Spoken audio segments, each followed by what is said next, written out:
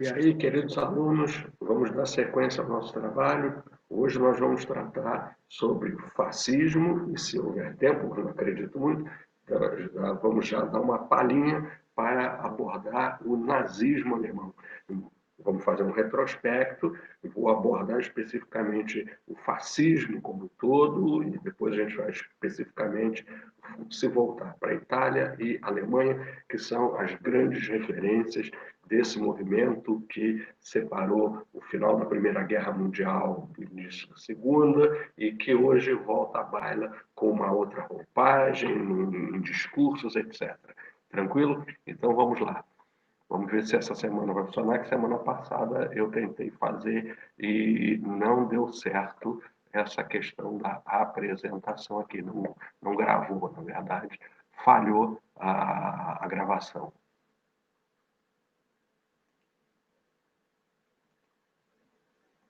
Vamos lá, tranquilation, vamos lá.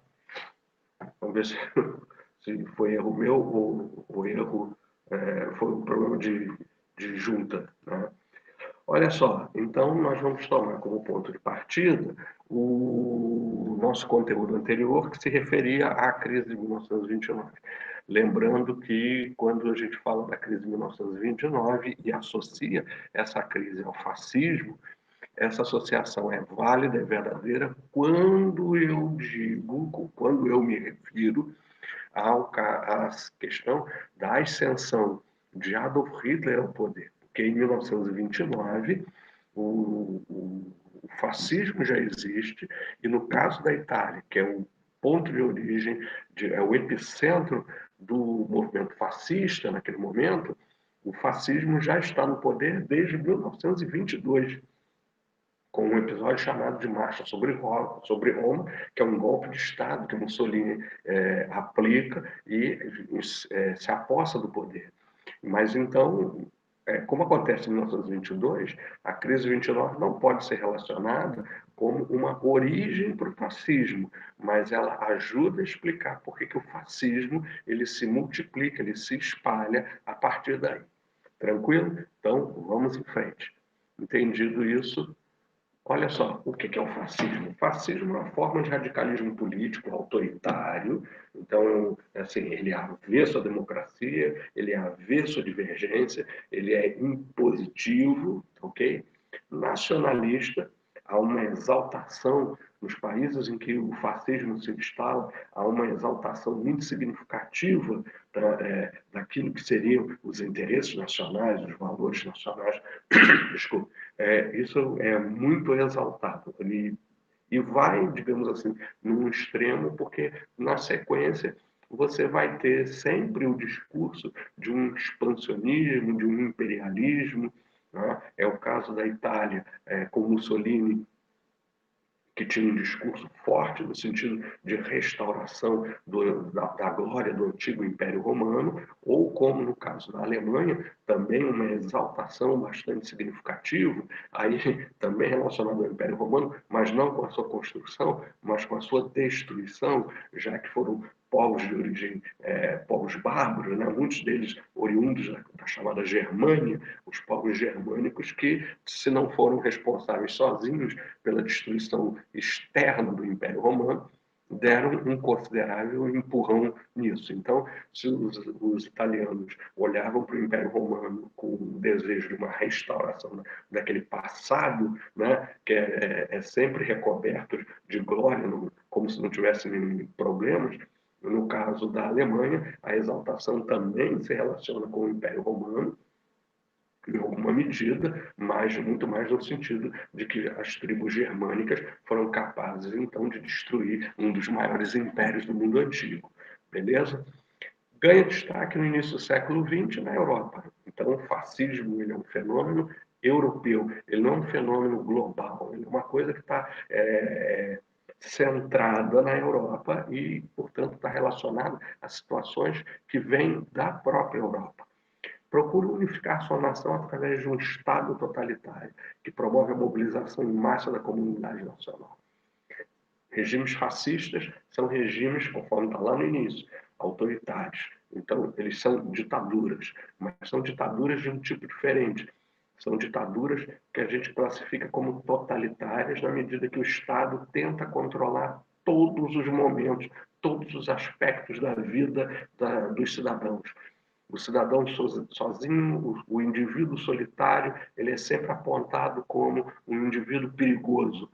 Por quê? Porque se ele não se relaciona, se ele é um sujeito que anda isolado, você não sabe o que ele faz, você não sabe o que ele pensa, você não sabe como ele se comporta e, consequentemente, ele tende a ser visto como um inimigo, como um adversário.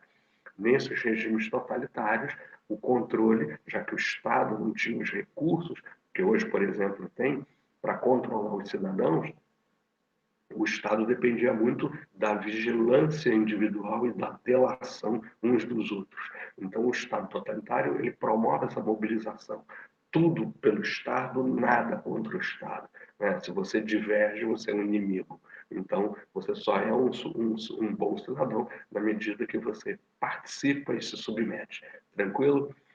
Confiando em um partido de vanguarda para iniciar a revolução e organizar a nação em princípios fascistas. Mussolini organizou o Partido Nacional Fascista, Adolf Hitler na Alemanha organizou o Partido Nacional Socialista dos Trabalhadores Alemães. Então, movimentos fascistas tendem, né, a ter como uma característica também um grande partido de massa. Primeiro que estabelecem uma ditadura de partido único, então só tem aquele partido mesmo. Mas grandes partidos de massa que sustentam, mobilizam a sociedade, sustentam o governo. Por isso que há governos que são mais autoritários nessa época do que propriamente fascistas, e às vezes rotulá-los como fascismos é um equívoco. Tranquilo? Olha só. Origens do movimento fascista como um todo. Nós vamos considerar assim, eu tenho, no final da Primeira Guerra Mundial, e isso se acentua muito em 1929, um contexto de inflação. Então, os preços estão acelerando por causa das dificuldades econômicas, da insegurança, né, sobre o futuro, etc. Muito desemprego, quer entre os derrotados, Alemanha, Áustria-Hungria, Bulgária, Turquia, mas também entre os vencedores, há muito desemprego no momento em que as tropas vão sendo desmobilizadas, a economia ainda está voltada para o esforço de guerra, ela não começou o processo, necessariamente falando, de conversão para uma indústria de paz, e, nesse contexto, os soldados desmobilizados não necessariamente encontram emprego, mas há de se convir também que uma boa parcela desses ex-combatentes apresentam, nesse momento posterior ao encerramento do conflito, profundos traumas, profundos desajustes de convívio social, o que leva, por exemplo, muito mais esses ex-militares a procurarem apoio, auxílio, companheirismo entre outros ex-combatentes do que propriamente junto a civis. Então, tornou-se muito comum, muito corriqueiro nos países que participaram da Grande Guerra, que no final do conflito se formassem inúmeras associações de ex-combatentes. Na Itália, os chamados Fasci e os Squadri, que são duas organizações diferentes, elas agregavam uma grande quantidade, se não exclusivamente, ex-combatentes. Na Alemanha, vai surgir um tipo de organização chamado de Freikorps, ou Corpo Franco, que significa que são milícias que se formam, formadas por ex-combatentes por toda a Alemanha. E eles vão se mobilizar para enfrentar, por exemplo, naquele momento de caos social, político, econômico, vão se opor principalmente aos comunistas e suas respectivas organizações. Então, lembrando que a Revolução Bolchevique havia vencido na Rússia em 1917, em 1919 havia ainda muita perspectiva de uma revolução mundial. E, nesse caso, os países em situação mais caótica seriam aqueles mais propensos à tomada do poder pelos comunistas e promover, então, a reengenharia proposta por suas ideias. Nesse caso, tanto na Itália quanto na Alemanha, E aí nós temos que associar o fato de que a Alemanha foi considerada a única culpada e pesadamente castigada. Mas os italianos se sentiram traídos pelos vencedores em Versalhes, porque muito do que foi prometido para que a Itália mudasse de lado durante a guerra não foi cumprido no final. Então há uma frustração muito grande na sociedade italiana, embora na sociedade alemã o sentimento seja de vingança, seja de revanche, tranquilo? Então eu tenho inflação, eu tenho desemprego, tenho essa agitação social. Tá? E quando se fala do fascismo como um movimento revolucionário, ele até não deixa de ser. Mas, tanto no caso da Itália quanto no caso da Alemanha, é preciso considerar que existe uma interpretação de que, no seu início, o fascismo ele era de fato revolucionário. Porém, essa vertente, esse viés revolucionário, ele acabou derrotado e tornou-se um movimento mais do que conservador, um movimento reacionário. Então, por exemplo, na Itália, Mussolini, segundo alguns historiadores, Mussolini ele esmagou, ele derrotou o fascismo revolucionário, que era muito forte nas áreas rurais, que pediu ocupação de terras, reforma agrária, etc. Esse fascismo revolucionário ele foi esmagado, assim como na Alemanha o viés mais, digamos assim, à esquerda, o viés mais revolucionário, daí nacional socialista, mas lembrando que o nacional vem antes do socialista, e o socialismo é internacionalista, então é uma mescla de dois conceitos que visam, na verdade, atrair os trabalhadores em apoio ao partido nazista, mas o nacional vinha primeiro e é o que vai se afirmar. Mas mesmo dentro do nacional-socialismo alemão, do movimento nazista, essa vertente mais revolucionária, ela é eliminada, ela é destruída, e o que fica é um sistema policial, destruidor, esmagador, genocida, que vai empurrar o mundo para a Segunda Guerra Mundial. Então, no final da Primeira Guerra Mundial, eu tenho esse contexto, mas esse contexto vai reaparecer, no caso da Alemanha e em outros lugares, mais fortemente depois de 1929. Se pauta por ações violentas e a constituição do Partido Nacional Fascista se faz tendo como foco o esmagamento da esquerda. E aí, no caso, a luta contra os sindicalistas, que vai se dar principalmente entre 1921 e 1922, sendo que o Partido Nacional Fascista foi criado em 1919. Então, há um crescimento muito rápido do Partido Nacional Fascista italiano, né, muito por conta dessa urgência do desafio ao capitalismo trazido pelo Partido Comunista Italiano. Na sequência, nós temos aqui 1922, o golpe de Estado pelo qual Mussolini, que é este sujeito que está aqui, tá, no centro, um pouquinho do centro para a esquerda, né? Chega a ser irônico, né? Que ele está na centro-esquerda da foto, né? Mas ele deveria estar aqui na centro-extrema-direita. Né? Mas Benito Mussolini, em 1922, ele conclama uma grande concentração de adeptos do movimento fascista na capital italiana, em Roma, episódio conhecido como Marcha sobre a Cidade. Né? E, na sequência, um movimento que reuniu dezenas de milhares de fascistas na capital italiana, sem que eles fossem detidos ou reprimidos pelo aparato policial militar do Estado, o rei Vítor Emanuel II convoca Benito Mussolini para organizar o novo governo. Não convoca eleições, ele dissolve o governo e convida Mussolini para organizar o novo governo. A Marcha sobre Roma, de 1922, é um golpe de Estado. Vou até acrescentar isso aqui, vamos colocar aqui a devida menção. Tá? Eu tenho, portanto, em 1922, um golpe de Estado dos fascistas. Show? É isso aqui, um golpe de Estado fascista.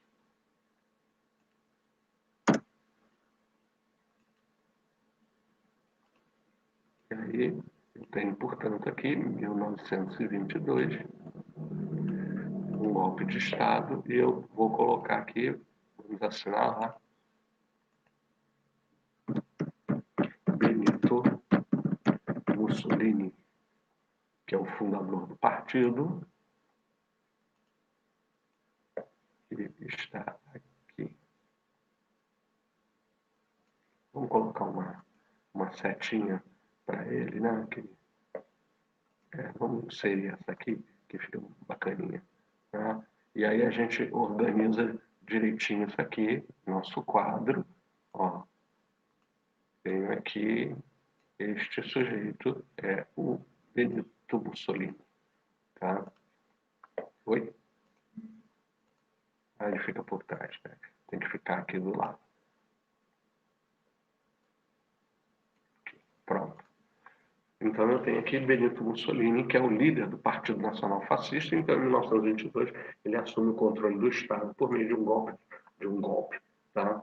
Aqui temos Mussolini em vários momentos, né? Momentos celebrativos. Poderia colocar depois ele pendurado de cabeça para baixo e linchado pela população em 1945, no final da guerra. Mas deixa para lá. A partir do momento que os fascistas se consolidam no poder, eu vou apresentar essas características. Centralização dos poderes na figura do chefe de Estado, Mussolini, que passa a ser chamado de o Duce, o chefe, o líder. Tá? O Estado elimina todos, suprime todos os partidos políticos, isso a partir de 1924. O parlamento italiano é dissolvido e ele é renomeado como Câmara Fascista, o que significa que só havia o partido fascista autorizado a funcionar. Todos os outros partidos políticos são eliminados. Estabelece o corporativismo. Corporativismo é a seguinte situação: é quando as relações dentro do Estado passam a ser regidas por corporações. E isso significava o quê? Eu tinha trabalhadores de um lado, patrões de outro, e o Estado como mediador. O núcleo fundamental do pensamento corporativista, do pensamento corporativo, é você eliminar a luta de classes, que é proclamada pelo socialismo, particularmente por Marx, né, o socialismo científico, porém, você substitui essa luta de classes por uma aliança de classes, no qual o Estado atuaria como um mediador, como um juiz nas relações entre capital e trabalho, mediando essas relações. Tranquilo? Mas esse Estado, né, que como ele não é neutro, né, esse papel de juiz ou de mediador, ele terminava sempre inclinado muito mais para o lado dos patrões do que propriamente dos trabalhadores. Mas no discurso, na ideologia, seria a ideia do Estado neutro, que então equilibra as tensões entre esses grupos. O nacionalismo, que é um nacionalismo exaltado, extremado, né, e vai ganhando corpo cada vez maior, então, ok, pode-se ver aqui que a própria simbologia de uma águia, né, evoca as antigas águias que os romanos usavam em seus estandartes, em seus elementos simbólicos de poder e de domínio. Tá? Então, ele traz aqui como ideias importantes o corporativismo, conforme eu falei, que defende a teoria da colaboração das classes, o totalitarismo, que é um regime político baseado na expansão do poder do Estado em todos os níveis e aspectos da sociedade. O Estado total, o Estado máximo, tudo pelo Estado, nada contra o Estado. Promove grandes obras, tá? À medida que a economia vai se reestruturando, vai ficando de pé, vai se reorganizando, promove grandes obras públicas, há uma visibilidade de uma prosperidade, de uma força, de uma grandeza italiana com os fascistas muito exaltada, muito explorada. Temos aqui a defesa da criação de um império colonial, tendo sempre Mussolini no centro, né? É sempre o líder inspirado, inspirador, né? O indivíduo que nunca erra, assim como na Alemanha, depois com Hitler, você vai ter o chamado princípio do Führer, o princípio do líder. Hitler nunca estava errado, você podia não entender o que ele resolveu, mas isso é um problema seu, porque ele está certo. assim era na Itália também. O militarismo é um traço comum, tá? Essa é um desdobramento desse nacionalismo pela ideia de uma restauração do Império Romano. O militarismo era um elemento fundamental, que vai se expressar pela conquista da Etiópia em 1936, portanto, já nos aproximando daquilo que vai ser a Segunda Guerra Mundial.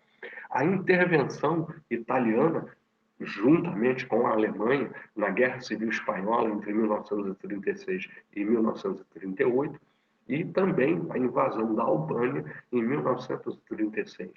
Então vejo que Benito Mussolini ele desenvolve, efetiva um programa de rearmamento, de expansão dos recursos militares italianos, sempre referenciada aquela coisa da reconstrução do Império Romano, etc. E você não tinha como reconstruir o Império Romano sem colônias. Consequentemente, ele vai investir na expansão, no envolvimento, né, nessas campanhas militares que a Etiópia, tudo bem, assimetricamente muito mais fraca do que a Itália, mas venhamos e convenhamos que para os recursos da época estava do outro lado da África, a distância era um problema, e os etíopes já haviam resistido a uma primeira tentativa de conquista italiana, ali no final do século XIX, começo do século XX, e que tinha sido a Etiópia um dos poucos países, um dos poucos territórios africanos a permanecer livre da dominação europeia, justamente porque havia se oposto, e de forma vitoriosa, ao imperialismo mais fraco daquele momento, que era o italiano. Tá? Enquanto Inglaterra e França, Alemanha se apossavam de vastas porções do continente africano, os italianos haviam sido derrotados pelos etíopes. Agora era um outro momento. Conquista da Etiópia, participação na Guerra Civil Espanhola, invasão da Albânia, a ocupação, o esmagamento dos movimentos de resistência na Líbia, então chamada de Tripolitânia, que vai ser também um território em que os italianos vão exercer muito dessa sua nova musculatura militar. Vamos adiante. Com isso, a gente entra especificamente naquilo que deveria ser o nosso conteúdo mesmo, que foi o nazismo também. Então, vamos fazer um repeteco aqui, só para a gente fechar aqui por hoje, que no encerramento da Primeira Guerra Mundial, 1914 e 1918, os países passam por grandes dificuldades políticas e econômicas. E essas dificuldades aumentam sobremaneira a partir da crise de 1929, quando você tem um colapso da economia global. Não é? Todos os países se relacionavam com os Estados Unidos, basicamente falando, exceção feita aí à União Soviética, que era sempre bom lembrar, é um país isolado por causa da vitória dos bolcheviques e da Revolução Socialista, então é um país ainda submetido à política do cordão sanitário, de isolamento, de quarentena, né, para que e aí ninguém se relacionava com a União Soviética. Os alemães e os soviéticos vão progressivamente se aproximar, porque durante um certo tempo ambos foram estados párias, foram estados perseguidos, eram estados menosprezados no cenário internacional. A Alemanha, por ter sido derrotada e responsabilizada pela guerra, e a União Soviética, porque a União Soviética tinha sido já que o socialismo havia vencido, ninguém queria ter contato com o regime soviético justamente para não ter, digamos assim, a possibilidade de uma contaminação com eles. Tranquilo? Então, isso vai fazer com que, apesar das suas diferenças, a Alemanha capitalista e depois fascista e o Estado soviético socialista, eles vão se aproximar até como uma forma de buscarem um apoio mútuo num mundo em que eles estão sendo excluídos pelas razões que eu acabei de enumerar. Tranquilo? Uma das consequências da guerra foi a assinatura do Tratado de Versalhes, que considerou a Alemanha culpada pela guerra, a única culpada, para falar a verdade, e criou uma série de determinações que visavam enfraquecê-la e desmilitarizá-la. Teve que entregar todas as suas colônias, todos os bens alemães nos territórios coloniais foram repartidos entre os vencedores. A Alemanha teve que entregar territórios, teve que desmilitarizar-se ao longo das fronteiras, teve que abrir mão de sua marinha de guerra, foi proibido de ter uma aviação militar, seu exército, em tempo de guerra, que era de vários milhões de homens, foi reduzido a míseros 100 mil soldados, o suficiente para abafar uma revolução, mas muito pouco para recomeçar a guerra, ou muito mais do que isso, vingar-se dos termos do Tratado de Versalhes. Tranquilo? E aí, nesse ambiente todo, em que você vai ter o Tratado de Versalhes e muitos outros tratados foram assinados no momento, os problemas econômicos foram se agravando mais para o final da década de 20, tá? Mas naquele momento, final da guerra, nós vamos ver surgir na Itália o Partido Nacional Fascista e não com essa denominação, mas que será aplicado logo depois, também em 1919, o Partido dos Trabalhadores Alemães, que logo que Hitler assumiu o controle do partido, ali em 1920, ele vai passar a denominar-se nosso Partido Nacional Socialista dos Trabalhadores Alemães. E aí, voltando ao que eu disse antes, o nacionalismo antes do socialismo e muito mais nacionalista, o que é específico, do que socialista, que é internacionalista. Beleza? Na nossa próxima aula, nós vamos abordar especificamente a chegada dos nazistas ao poder e já nos aproximando da Segunda Guerra Mundial. Tranquilo? Foco no Enem. Vamos estudar, porque todo dia é dia de estudar. Beleza? Até nosso próximo encontro.